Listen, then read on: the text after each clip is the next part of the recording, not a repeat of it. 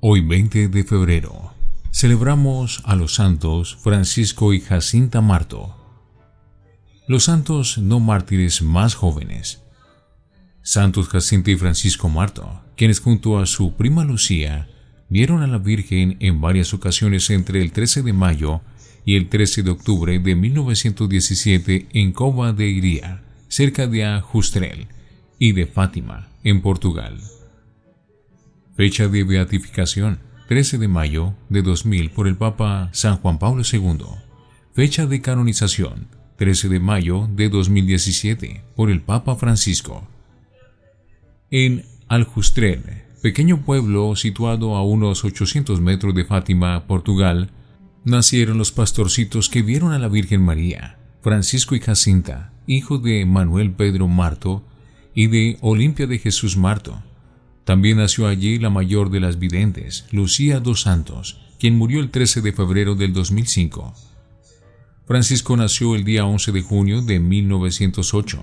Jacinta nació el día 11 de marzo de 1910.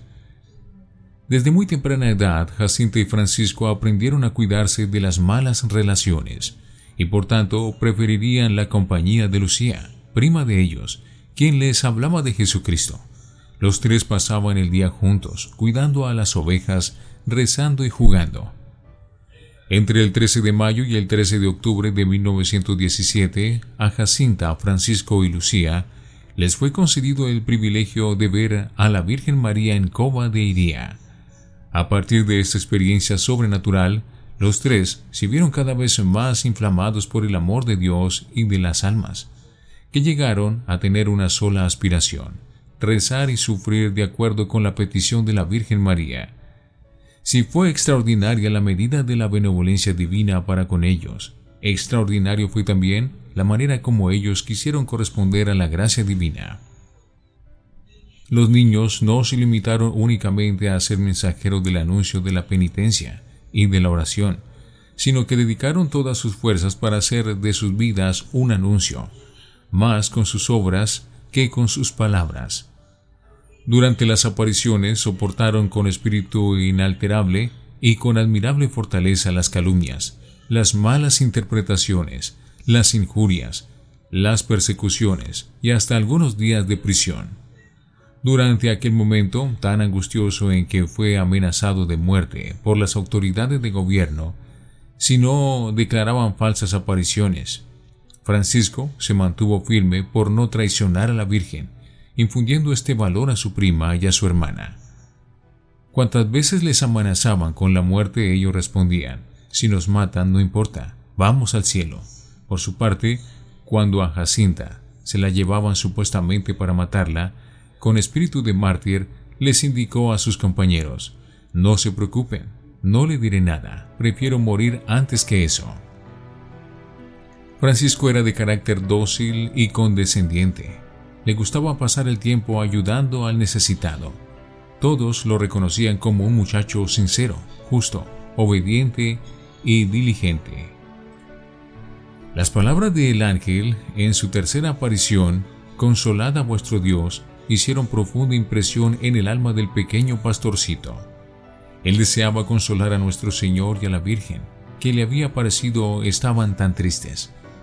En su enfermedad, Francisco confió a su prima: ¿nuestro Señor aún estará triste? Tengo tanta pena de que Él esté así. Le ofrezco cuanto sacrificio yo puedo. En la víspera de su muerte se confesó y comulgó con los más santos sentimientos. Después de 5 meses de casi continuo sufrimiento, el 4 de abril de 1919, primer viernes a las 10 a.m., murió santamente el Consolador de Jesús. Jacinta era de clara inteligencia, ligera y alegre. Siempre estaba corriendo, saltando o bailando. Vivía apasionada por el ideal de convertir pecadores a fin de arrebatarlos del suplicio del infierno, cuya pavorosa visión tanto le impresionó. Una vez exclamó: «¡Qué pena tengo de los pecadores! Si yo pudiera mostrarles el infierno». Murió santamente el 20 de febrero de 1920. Su cuerpo reposa junto con el de su hermano, San Francisco, en el crucero de la Basílica en Fátima. Jacinta y Francisco siguieron su vida normal después de las apariciones. Lucía empezó a ir a la escuela tal como la Virgen se lo había pedido, y Jacinta y Francisco iban también para acompañarla. Cuando llegaban al colegio, pasaban primero por la iglesia para saludar al Señor. Mas cuando era tiempo de empezar las clases, Francisco, conociendo que no habría de vivir mucho en la tierra, le decía a Lucía: «Vayan ustedes al colegio, yo me quedaré aquí con Jesús escondido. ¿Qué provecho me hará aprender a leer si pronto estaré en el cielo?». Dicho esto, Francisco se iba tan cerca como era posible del tabernáculo. Cuando Lucía y Jacinta regresaban por la tarde, encontraban a Francisco en el mismo lugar en profunda oración y adoración. De los 3 niños, Francisco era el contemplativo, y fue tal vez el que más se distinguió en su amor reparador a Jesús en la Eucaristía. Después de la comunión, recibida de manos del ángel, decía: «Yo sentía que Dios estaba en mí, pero no sabía cómo era». En su vida se resalta la verdadera y apropiada devoción católica a los ángeles, a los santos y a María Santísima. Él quedó asombrado por la belleza y la bondad del ángel y de la Madre de Dios, pero él no se quedó ahí. Ello lo llevó a encontrarse con Jesús.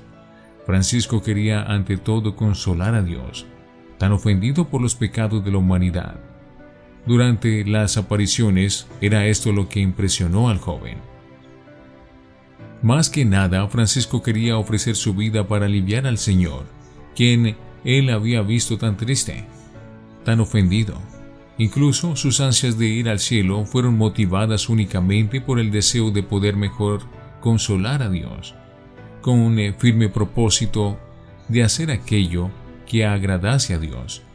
Evitaba cualquier especie de pecado y con 7 años de edad comenzó a aproximarse frecuentemente al sacramento de la penitencia.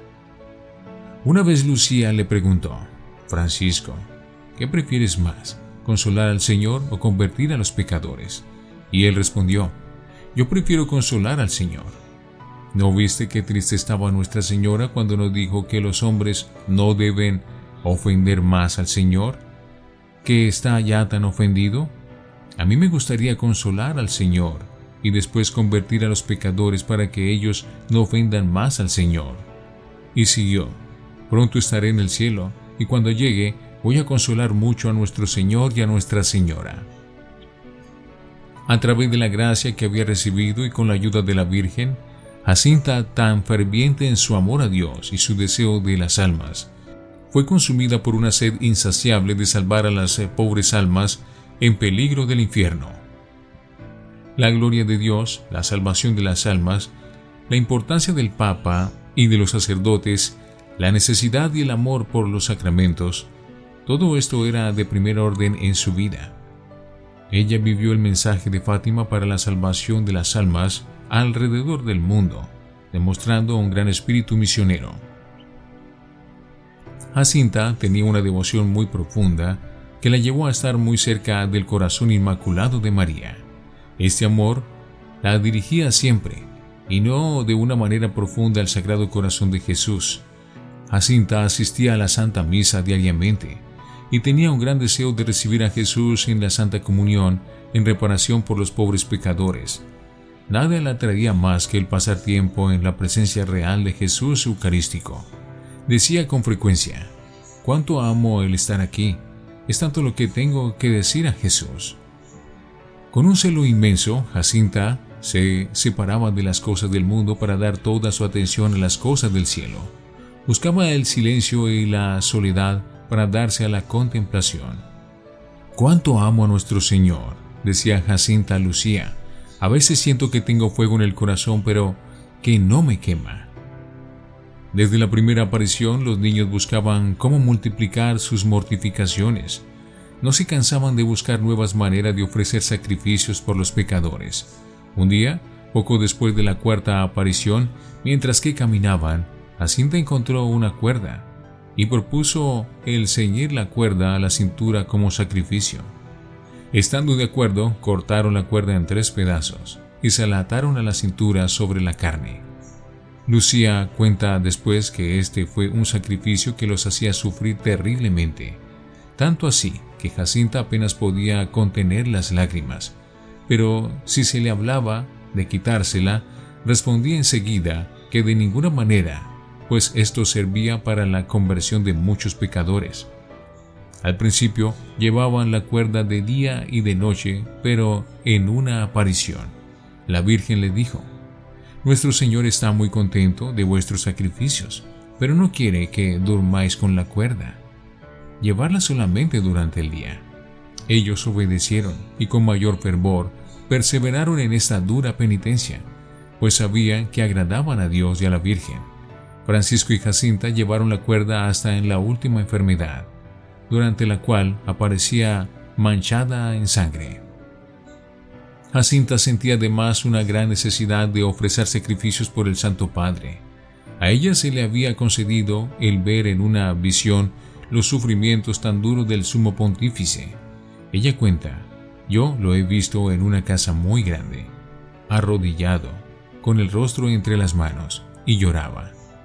Afuera había mucha gente, algunos tiraban piedras, otros decían imprecaciones y palabrotas. En otra ocasión, mientras que en la cueva del monte rezaba la oración del ángel, Jacinta se levantó precipitadamente y llamó a su prima: «Mira, ¿no ves muchos caminos, senderos y campos llenos de gente que llora de hambre y no tiene nada para comer? Y al Santo Padre, en una iglesia al lado del corazón de María, rezando». Desde estos acontecimientos los niños llevaban en sus corazones el Santo Padre y rezaban constantemente por él. Incluso tomaron la costumbre de ofrecer 3 Aves Marías por él después de cada rosario que rezaban. La Virgen María no dejaba de escuchar las fervientes súplicas de estos niños, respondiéndoles a menudo de manera visiblemente.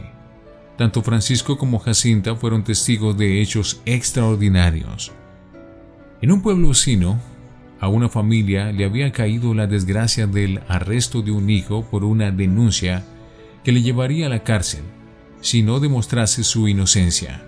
Sus padres, afligidísimos, mandaron a Teresa, la hermana mayor de Lucía, para que le suplicara a los niños que les obtuviera de la Virgen la liberación de su hijo.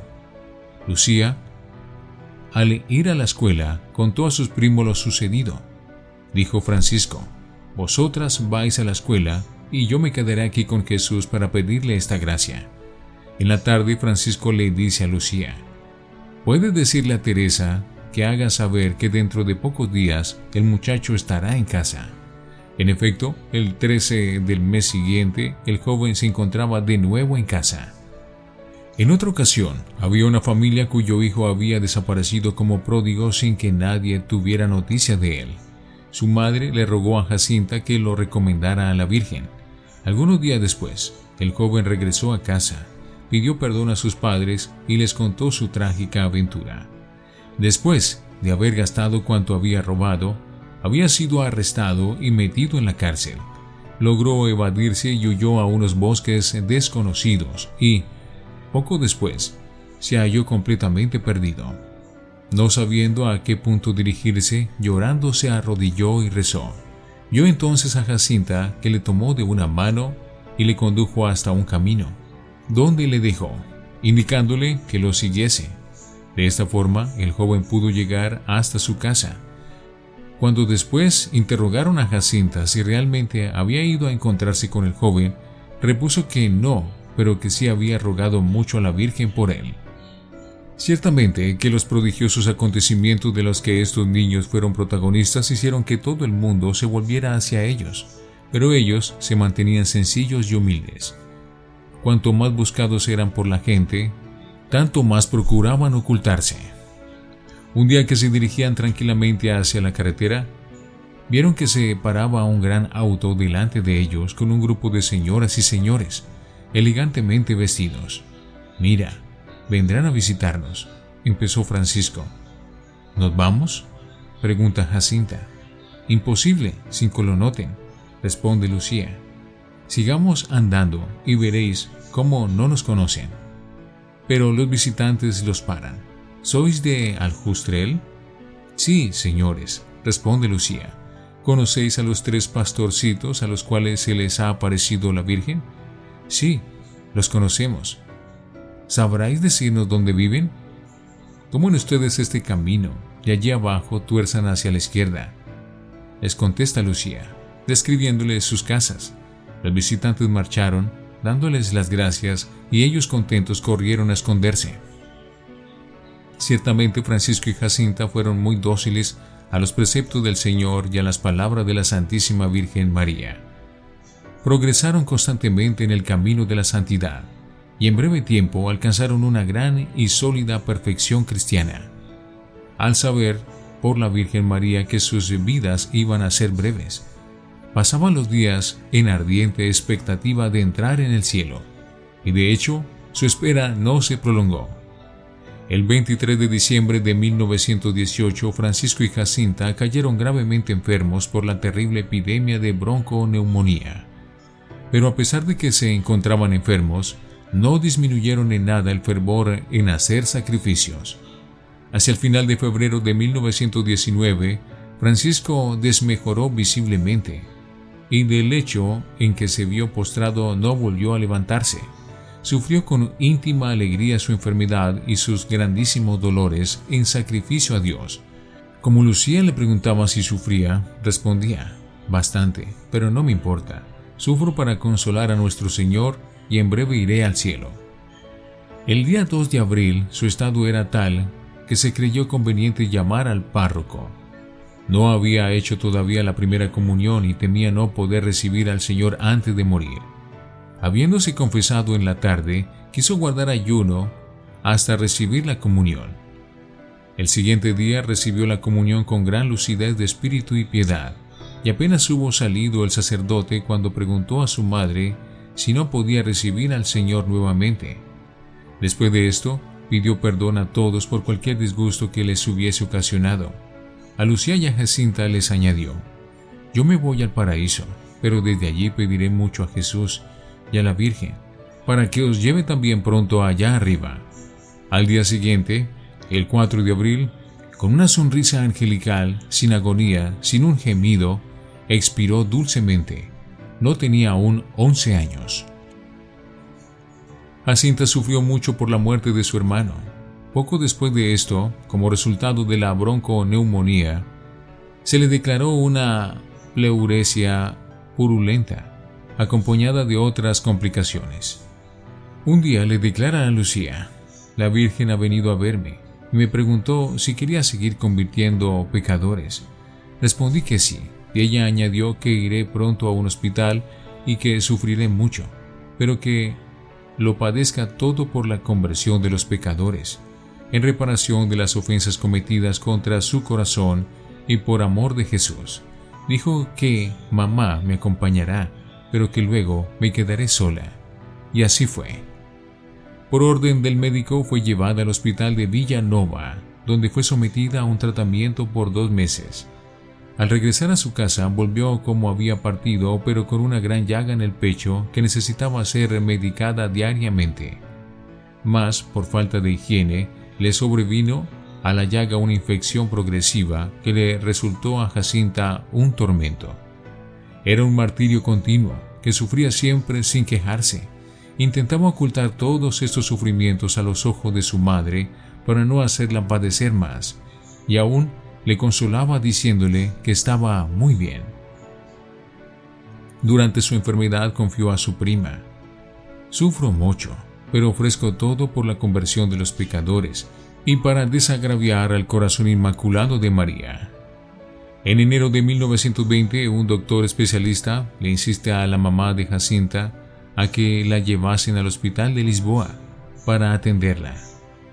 Esta partida fue desgarradora para Jacinta, sobre todo el tener que separarse de Lucía. Al despedirse de Lucía, le hace estas recomendaciones: ya falta poco para irme al cielo. Tú quedas aquí para decir que Dios quiere establecer en el mundo la devoción al Inmaculado Corazón de María. Cuando vayas a decirlo, no te escondas. Di a toda la gente que Dios nos concede las gracias por medio del Inmaculado Corazón de María. que las pidan a ella, que el corazón de Jesús quiere que a su lado se venere el Inmaculado Corazón de María, que pidan la paz al Inmaculado Corazón, que Dios la confió a ella. Si yo pudiese meter en el corazón de toda la gente la luz que tengo aquí dentro del pecho, que me está abrazando y me hace gustar tanto el corazón de Jesús y del corazón de María. Su mamá pudo acompañarla al hospital, pero después de varios días tuvo ella que regresar a casa y Jacinta se quedó sola. Fue admitida en el hospital y el 10 de febrero tuvo lugar la operación. Le quitaron 2 costillas del lado izquierdo, donde quedó una llaga ancha como una mano. Los dolores eran espantosos, sobre todo en el momento de la cura, pero la paciencia de Jacinta fue la de un mártir. Sus únicas palabras eran para llamar a la Virgen y para ofrecer sus dolores por la conversión de los pecadores. 3 días antes de morir le dice a la enfermera: «La Santísima Virgen se me ha aparecido asegurándome que pronto vendría a buscarme, y desde aquel momento me ha quitado los dolores». El 20 de febrero de 1920, hacia las 6 de la tarde, ella declaró que se encontraba mal y pidió los últimos sacramentos. Esa noche hizo su última confesión y rogó que le llevaran pronto el viático porque moriría muy pronto. El sacerdote no vio la urgencia y prometió llevársela al día siguiente, pero poco después murió. Tenía 10 años. Tanto Jacinta como Francisco fueron trasladados al santuario de Fátima. Los milagros que fueron parte de sus vidas también lo fueron en su muerte. Cuando abrieron el sepulcro de Francisco, encontraron que el rosario que le habían colocado sobre su pecho estaba enredado entre los dedos de sus manos. Y a Jacinta, cuando 15 años después de su muerte la iban a trasladar hacia el santuario, encontraron que su cuerpo estaba incorrupto. El 18 de abril de 1989, el Santo Padre, San Juan Pablo II, declaró a Francisco y Jacinta venerables. Posteriormente, se daría su beatificación y su canonización. Santos Francisco y Jacinto Marto, rogad por nosotros.